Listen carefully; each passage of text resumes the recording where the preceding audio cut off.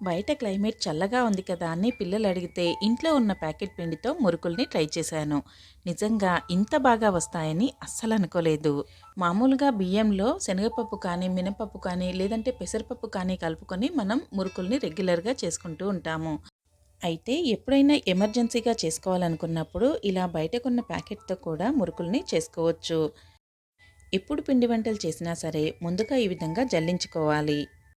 చిన్న చిన్న బియ్య పురుగులు లాంటివి ఏమైనా ఉంటే ఇలా జల్లించుకుంటే నీట్‌గా క్లీన్ అయిపోతాయి. జల్లించి పెట్టుకున్నటువంటి పిండిలో టేస్ట్‌కి సరిపడా ఉప్పు ఇంకా కారాల్ని వేసుకోవాలి. వాటితో పాటుగా మురుకుల్లో జీలకర్రని, వామని వేసుకోవాలి. చలికాలం కాబట్టి నువ్వుల్ని కాస్త ఎక్కువ మోతాదులో వేస్తున్నాను. వీటితో పాటుగా ఒక టేబుల్ స్పూన్ మోతాదులో వనస్పతిని కానీ, నెయ్యిని కానీ వేసుకోవాలి. కొద్దిగా అల్లం వెల్లుల్లి పేస్టును వేసుకొని ఇవన్నీ పిండిలో ముందే బాగా కలిపేసుకోవాలి.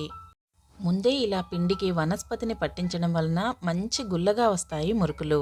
మీ దగ్గర నెయ్యి లేదు, వనస్పతి కూడా లేదు అనుకున్నప్పుడు మాత్రమే కొంచెం నూనెని వేడి చేసి కలపండి. ఆ తర్వాత కొద్ది కొద్దిగా నీళ్ళని వేసుకుంటూ పిండి ముద్దని మరీ మెత్తగా కాకుండా గట్టిగా కాకుండా కలుపుకోవాలి. చపాతీ పిండి కంటే కూడా కాస్త మెత్తగా ఉండాలి మురుకులకి.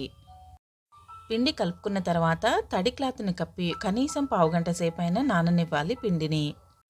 ఈ విధంగా నానబెట్టుకుంటే మురుకులు చాలా బాగా వస్తాయి. మరోసారి కొద్ది కొద్దిగా తీసుకుంటూ నీళ్ళను వేసుకుని మనకు సరిపడా క్వాంటిటీలో కలుపుకోవాలి. మనం పిండిని ఎంత బాగా కలుపుకుంటే అంత బాగా వస్తాయి మురుకులు. జంతికల గొట్టానికి కొద్దిగా అంచులెంబడి నీళ్ళని కానీ, నూనెని కానీ రాసుకుంటూ పిండితో మనం మురుకుల్ని తయారు చేసుకోవాలి. జంతికల గొట్టంలో మనకు బిళ్ళలు రకరకాల షేపుల్లో దొరుకుతాయి. మనకు కావాల్సినటువంటి షేపుల్లో ఈ విధంగా ముందే పేపర్ పైన పిండుకొని ఆ తర్వాత నూనెలో డీప్ ఫ్రై చేసుకోవాలి.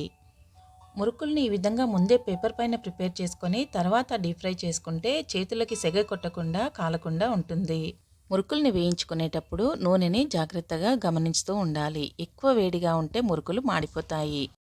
సో, కొద్దిగా మీడియం హీట్‌లో ఉంచి మాత్రమే మనం మురుకుల్ని వేయించుకోవాలి. అప్పుడే మనకు క్రిస్పీ మురుకులు వస్తాయి. మంట ఎక్కువగా అస్సలు పెట్టకూడదు. పైన ఉండేటటువంటి నురుగంతా మాయమైపోయిందంటే మనకు మురుకులు కాలినట్టే. జంతికల గొట్టంలో బిళ్ళలుంటాయి కదా! వాటిల్లో మీకు నచ్చిన షేప్‌తో ఈ విధంగా మురుకుల్ని ప్రిపేర్ చేసుకోవచ్చు. మిగతా పిండితో అన్ని మురుకుల్ని ఇదే విధంగా ప్రిపేర్ చేసుకోవాలి. ఎప్పుడైనా మనకి పిండి పట్టించుకునే తీరిక లేనప్పుడు ఇలా బయట కొన్న ప్యాకెట్‌తో కూడా మురుకుల్ని తయారు చేసుకోవచ్చు. 400 గ్రాముల పిండితో నాకు ఎన్ని మురుకులొచ్చాయో చూడండి.